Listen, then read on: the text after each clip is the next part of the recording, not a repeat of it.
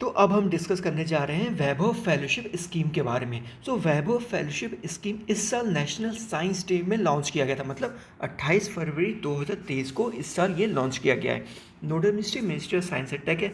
ये एक central sector scheme है और बेसिक एम जो इसका है ना, वो ये है कि हमारे जो डायस्पोरा है, जो भी डायस्पोरा जो रिसर्च एक्टिविटीज़ में है या फिर पार्ट कर रहे हैं या फिर यूनिवर्सिटीज़ में पढ़ा रहे हैं, ठीक है, उनके साथ ना कोलोब्रेशन किया जाए।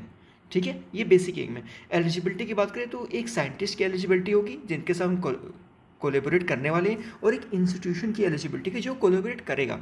साइंटिस्ट की एलिजिबिलिटी की बात करें तो वो व्यक्ति होने चाहिए वो एनआरआई होंगे या फिर पीआईओ या फिर ओसीआई, और करेंटली लिविंग इन अब्रॉड, इस समय विदेश में रह रहे हों, और उनके पास पीएचडी एमडी या एमएस फ्रॉम रिकॉग्नाइज्ड यूनिवर्सिटी हो।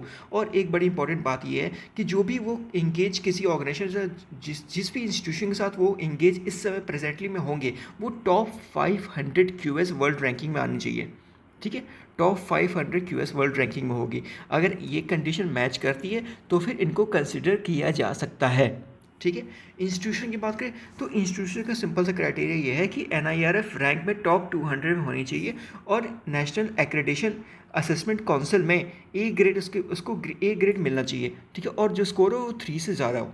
ये सिंपल सा क्राइटेरिया है इंस्टीट्यूशन का और साइंटिस्ट का। अब बात करते हैं की फीचर का। देखिए, जो एप्लीकेशन होगा ना वो साल में 2 बार ओपन होगा। ठीक है, 31 जुलाई और 31 जून, 31 जुलाई और 31 जनवरी को। और जो सिलेक्शन होगा ना, department of science and tech एक एक्सपर्ट कमेटी कॉन्स्टिट्यूट करेगी। ये एक्सपर्ट कमेटी जो जो भी इंस्टीट्यूशन की जो रिकमेंडेशन होगी उसको जांचेगी, और उस हिसाब से फिर ये अपनी रिकमेंडेशन देगी कि हाँ, इस व्यक्ति को सिलेक्ट किया जा सकता है या नहीं किया सकता है। इसके अपने क्राइटेरिया है, कौन कौन से क्राइटेरिया, इसमें ज़्यादा अंदर जाने की जरूरत नहीं है। अब बात करते हैं बेसिक फेलोशिप कितना मिलने वाला है।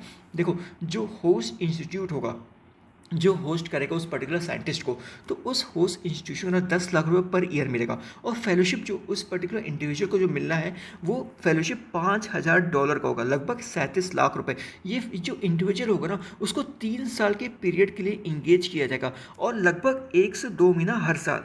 ठीक है, 1 से 2 महीना हर साल उसको लगभग 3 साल के लिए इंगेज किया जाएगा। टोटल फेलोशिप उसको $5,000 मिलेगा, जो तकरीबन 37 लाख रुपए है। साथ में इंटरनेशनल ट्रैवल भी उसको दिया जाएगा in business class. Contingency fund के रूप में 1 लाख रुपए पर ईयर के हिसाब से रखा जाएगा। साथ में उसको डोमेस्टिक ट्रैवल करने के लिए भी 2 स्टेशन इन ईयर प्रोवाइड किया जाएगा। इन केस कोई एकेडमिक पर्पज़ के लिए अगर उस व्यक्ति को किसी दूसरे स्टेशन पर जाना है तो ट्रैवल अलाउंस को दिया जाएगा, लेकिन मैक्सिमम 1 साल में 2 स्टेशन तक की ट्रैवल अलाउंस दिया जाएगा।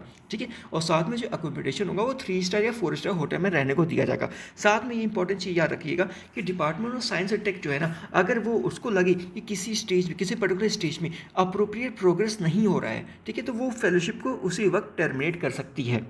ठीक है, बाकी इसकी पीडीएफ में ग्रुप में शेयर कर दो, आप लोग ज्वाइन कर लीजिएगा इसको। ठीक है, चलिए फिर, ठीक है, थैंक यू।